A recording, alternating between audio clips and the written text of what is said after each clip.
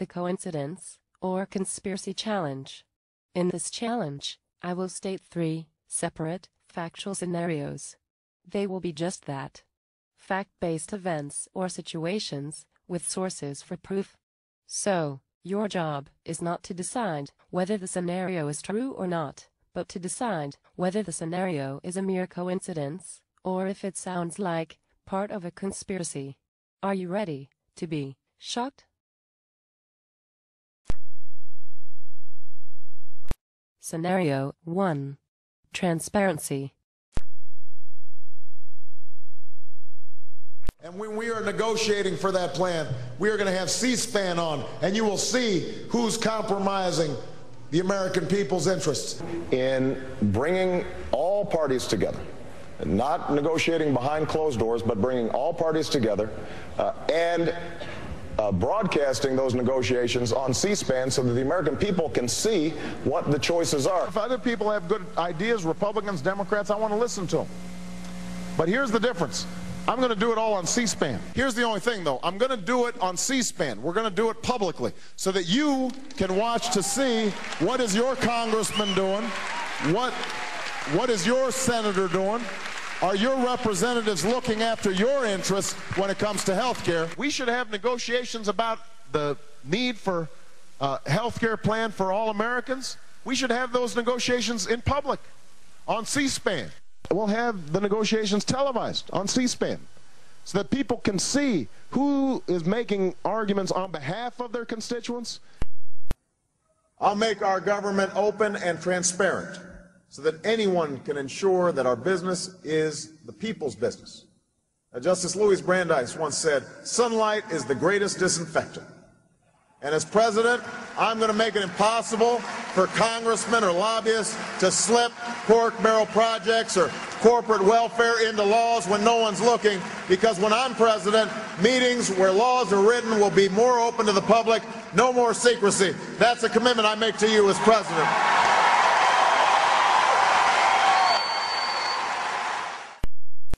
It's no coincidence that one of the most secretive administrations in our history has favored special interests and pursued policies that could not stand up to the sunlight. As president, I'm going to change that. We will put government data online in universally accessible formats. I'll let citizens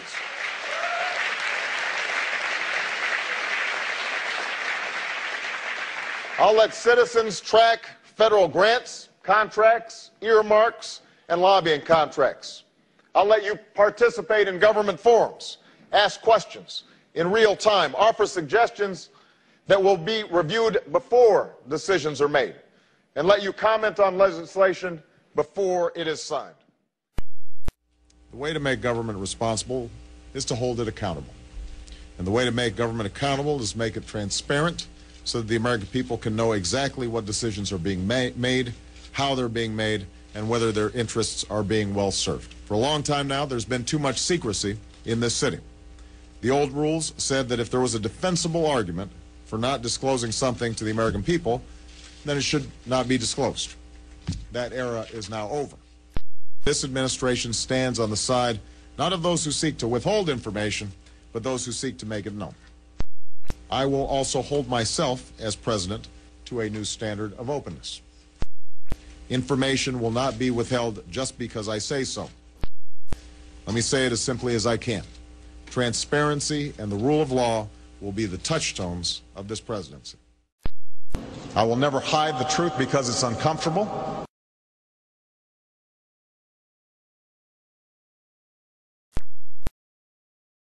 President Obama's first executive order, 13489 of January 21, 2009.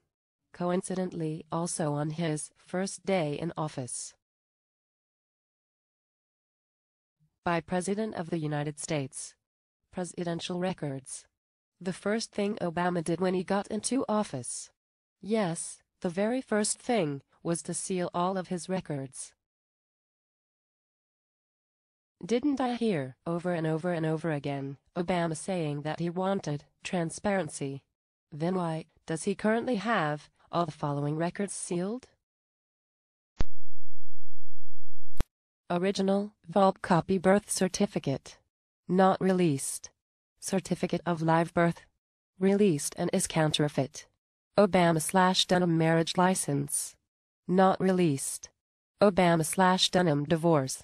Released by independent investigators. Soetoro/Dunham marriage license. Not released. Soetoro adoption records. Not released. Soetoro/Dunham divorce. Released by independent investigators. Franciscus Assisi school application. Released by independent investigators. Punahou school records. Not released. Selective service registration. Released, counterfeit. Occidental college records. Not released. Passport. Not released, and records scrubbed clean by Obama's terrorism and intelligence advisor. Columbia College records. Not released. Columbia thesis. Not released. Harvard College records. Not released. Harvard Law Review articles. Lost. Baptism certificate. Lost. Medical records. Not released. Illinois State Senate records. Lost. Illinois State Senate schedule. Lost. Law practice client list. Not released. University of Chicago scholarly articles. Lost. There is no Obama documentation. No bona fides, no paper trail. Nothing. Come on. Tell me it's not just a coincidence that Obama is spending millions to conceal his records. Why? What does he have to hide? Is this what our future holds, America? It is up to all of us to put a stop to the destruction of our country. Our founding fathers warned us of this, and we have a responsibility to stand up and defend our nation from enemies, foreign and domestic, that are seeking its destruction. You be the judge. And while we were on this topic, scenario number 2. Kenyan-born/natural-born citizen. So, as you know, Mr. Obama has never shown a shred of proof that he is eligible to be President of the United States. And when one has so much direct evidence against the usurper, then we have every right to ask questions. My questions. Question number 1. Why did all of the following African newspaper articles refer to Barack Obama as Kenyan-born?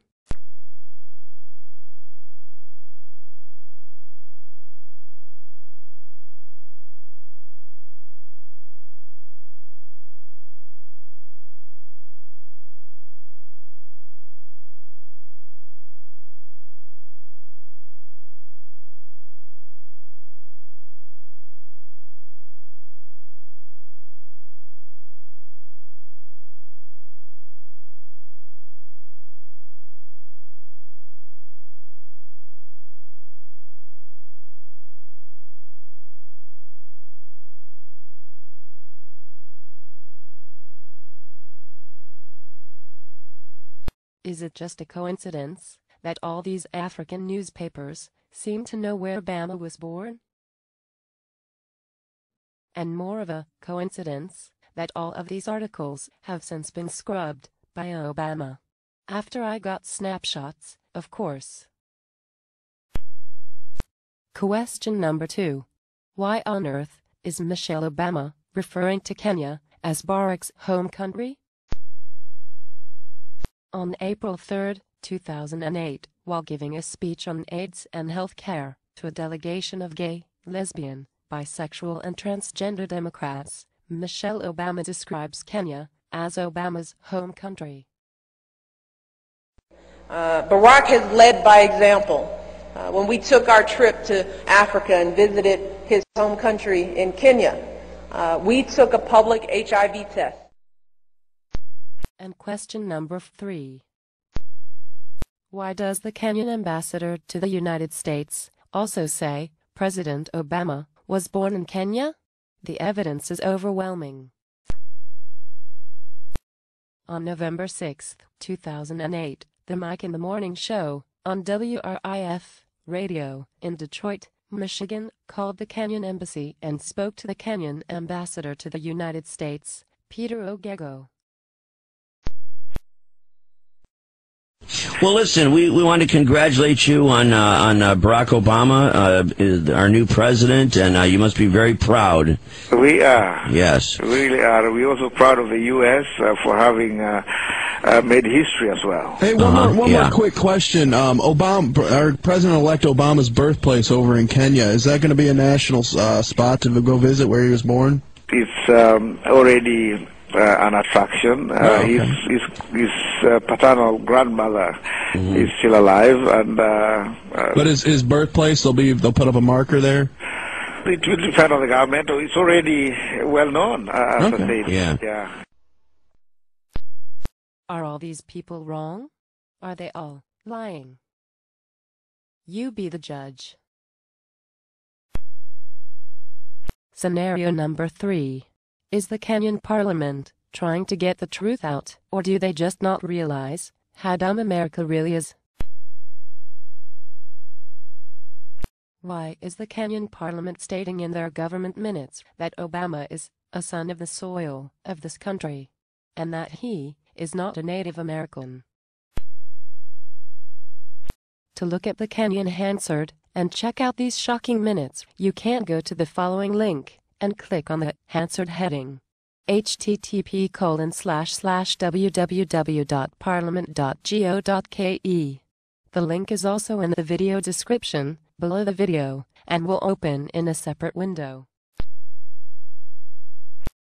On the date of November 5, 2008, on page 17 of that PDF, the Hansard reads, Mr. Deputy Speaker, Sir, the President-elect, Mr. Obama, is a son of the soil of this country. Every other country in this continent is celebrating the Obama win. It is only proper and fitting that the country which he originates from should show the same excitement, pomp and color. Then again, on March 25, on page 31 of that PDF, it reads, If America was living in a situation where they feared ethnicity and did not see itself as a multi-party state or nation, how could a young man, born here in Kenya, who is not even a Native American, become the President of America?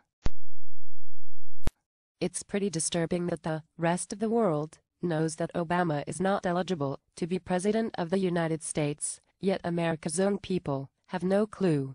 America, you people need to wake up. You will all look like such fools when the truth is finally exposed.